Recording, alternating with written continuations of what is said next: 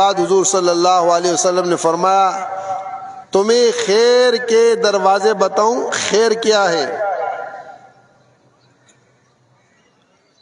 روزہ ڈھال ہے نفس اور شیطان سے بھی اور جہنم سے بھی. روزہ ڈھال ہے، انسان کو بچاتا ہے نفس اور شیطان کے مقاصد سے اور جہنم سے. اور صدقہ برائی کو اور بری چیز کو ٹال دیتا ہے. انسان برائی سے بچنا چاہتا ہے صدقہ کرے، برے حال سے بچنا چاہتا ہے صدقہ کرے.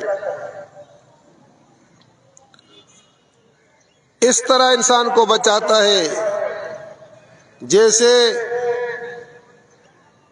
آگ بڑک اٹھے اور اس پر پانی ڈال دو اور وہ ٹھنڈی ہو جاتی ہے. صدقہ برائی کو ایسے بھگا دیتا ہے.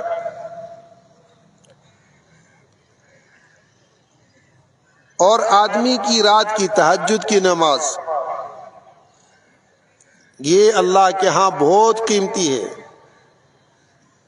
فرائض سے ہٹ کر رات کی نماز اللہ کے ہاں بہت قیمت رکھتی ہے.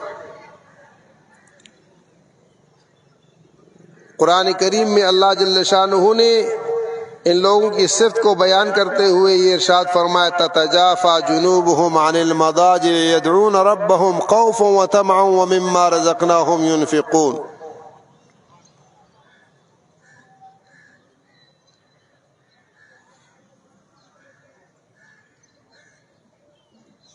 ان کے پہلو راتوں کو بستروں سے، چارپائیوں سے، پلنگوں سے الگ ہوتے ہیں. تتجافى جنوبهم عن المضاجع يدعون ربهم خوفا وطمعا. یہ اپنے رب کو پکارتے ہیں، اس سے التجا کرتے ہیں، اس سے مناجات کرتے ہیں، امید اور خوف دونوں کے ساتھ. اس سے ڈرتے بھی ہیں، اس سے امید بھی رکھتے ہیں، اور جو اللہ نے ان کو دیا ہے اس میں سے خرچ کرتے ہیں. فلا تعلم نفس ما اخفی لهم، کسی کو نہیں پتا ہم نے ان کے لیے کیا چھپا رکھا ہے. من قرۃ اعین، آنکھ کی گولائی سے، آنکھ کی بینائی سے، آنکھ کی نظر سے.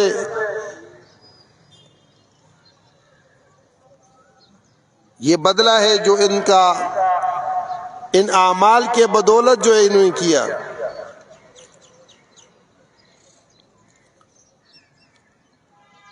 اور دیکھیں اسلام کا سب سے اہم اور سب سے اونچا مقام اور رتبہ وہ نماز میں ہے. نماز سے دین قائم ہوتا ہے. نماز کا اہتمام انسان کو دین پہ لاتا ہے. اور پھر حضور صلی اللہ علیہ وسلم نے اس کے آخر میں فرمایا دیکھو سب چیزوں کا لب لباب خلاصہ کیا ہے. آپ صلی اللہ علیہ وسلم نے اپنی زبان مبارک کو یوں پکڑ کر ارشاد فرمایا کہ اس کا خیال رکھو.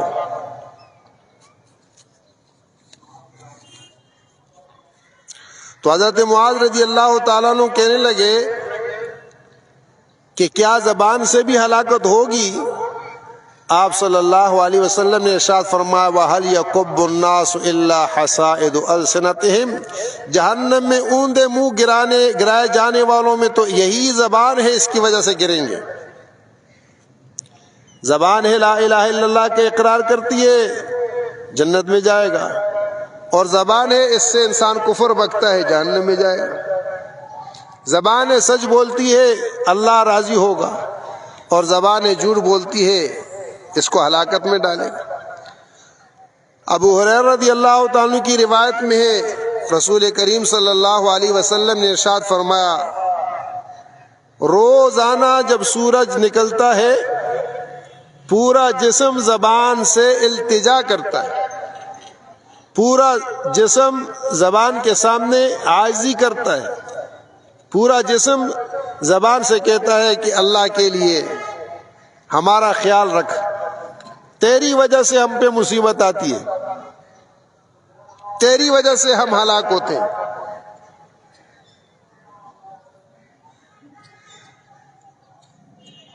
جتنا فساد دنیا میں برپا ہوتا ہے وہ زبان سے۔ ایک موقع پر حضور صلی اللہ علیہ وسلم نے عقبہ بن عامر رضی اللہ تعالیٰ عنہ سے کہا کہ عقبہ، اس زبان کو بند رکھو، اور تم پر لازم ہے کہ اپنے گھر کے کونے کو پکڑ لو۔ جتنا تم اپنی زبان کو روکے رکھو گے اور اپنے آپ کو لوگوں کے اختلاط سے بچاؤ گے، تم شر اور فتنوں سے بچو گے۔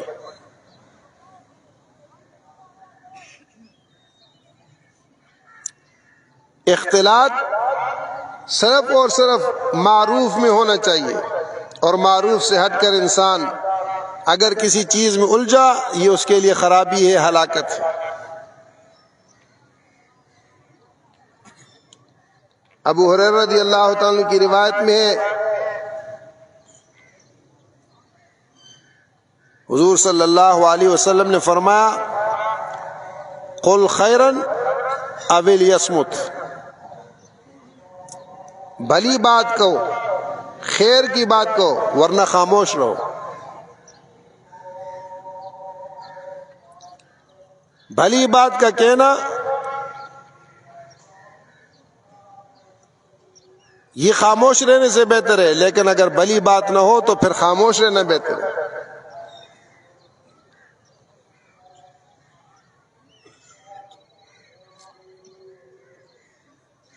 عمومی طور پر زبان کی بے احتیاطیاں اتنی زیادہ ہو جاتی ہیں کہ انسان کے سارے اعمال کو اکارت کر جاتی ہیں، بیکار کر جاتی ہیں، لغو کر جاتی ہیں۔ یہ بول ہیں، زبان کے الفاظ ہیں، لیکن ان الفاظ پر نتیجہ مرتب ہوتا ہے، دنیا میں بھی ہوگا، آخرت میں بھی ہوگا۔ اس لیے جہاں تک ممکن ہو اپنی زبانوں کو اللہ کے ذکر سے تر کرو، قرآن کریم کی تلاوت سے تر کرو، رسول اللہ صلی اللہ علیہ وسلم پر درود شریف پڑھنے کے اعتبار سے اس کو تر رکھو، اس کا اہتمام کرو۔ خیر کی تلقین، بھلائی کی تلقین، اس کے علاوہ اس زبان سے کچھ نہ نکلے۔ اور یہ تب ہوگا جب انسان اپنے اوقات کی اور اپنے مجالس کی رعایت کرے گا۔ اچھی مجلس میں اچھائی ہوگی، بری مجلس میں برائی ہوگی۔ خوشبو کے محل پر بیٹھنے سے خوشبو ملتی ہے، اور تندور والے کے پاس بیٹھنے سے دھواں ملتا ہے، گٹر کے پاس بیٹھنے سے بدبو ملتی ہے۔ اب یہ انسان کی اپنی اس کے اوپر ہے کہ وہ کس مجلس کو اختیار کرتا ہے۔ بہترین جلیس کیا ہے؟ جو آپ کو آخرت یاد دلائے، اور بدترین جلیس کیا ہے؟ جو آپ کو آخرت سے غافل کر دے۔ حضور صلی اللہ علیہ وسلم نے یہ ارشاد فرمایا کہ آدمی کی برائی کے لیے یہ بات کافی ہے، آدمی کے برا ہونے کے لیے یہ بات کافی ہے، ان یحقر اخاہ المسلم، اپنے مسلمان بھائی کو حقیر سمجھے۔ عمومی طور پر مجلسوں میں جو تذکرے ہوتے ہیں، حضور صلی اللہ علیہ وسلم نے فرمایا کہ بعض بولوں سے انسان جہنم سے اتنا دور ہو جاتا ہے جتنا آسمان اور زمین کا فاصلہ ہے، اور بعض بولوں سے آدمی جنت سے اتنا دور ہو جاتا ہے جتنا آسمان اور زمین کا فاصلہ۔ حضور نے فرمایا، جس نے کسی مسلمان کو ذلیل کیا، اللہ اس پر جنت کی خوشبو کو حرام کر دے۔ اپنے مسلمان بھائی کا اکرام، اپنے مسلمان بھائی کا خیال، اپنے گھر والوں کا خیال، اپنے محلے والوں کا خیال، حتیٰ کہ اگر کوئی غیر مسلم بھی ہے اس کے ساتھ بھی اخلاق سے پیش آنے کا حکم ہے۔ اس کو سر پر بٹھانے کا حکم نہیں ہے، اس سے اختلاط کا حکم نہیں ہے کہ تم ان میں گھس جاؤ وہ تمہارے اندر گھسیں۔ یہ بھی الگ الگ مصیبت ہے کہ صحیح کو سمجھنے کے بجائے پھر غلط رخ پہ چلتے ہیں۔ ایسا حال رکھنا ہے کہ تمہارے اخلاق سے متاثر ہو کر وہ اسلام میں آ جائے، نہ کہ تم اس کا کھاؤ پیو اور بعد میں تم بھی کہو کہ یہ بھی تو اچھا ہے۔ یہ کلمہ کفر ہے۔ کافر کو یہ کہنا کہ یہ بھی اچھا ہے، کیا مطلب ہوا؟ اس کے کفر پر یہ راضی ہے۔ یہ کلمہ کفر ہے، اس سے ڈرے۔ لیکن کافر کے ساتھ بے اکرامی کا حکم نہیں ہے، اس کے ساتھ آپ اخلاق سے پیش آؤ۔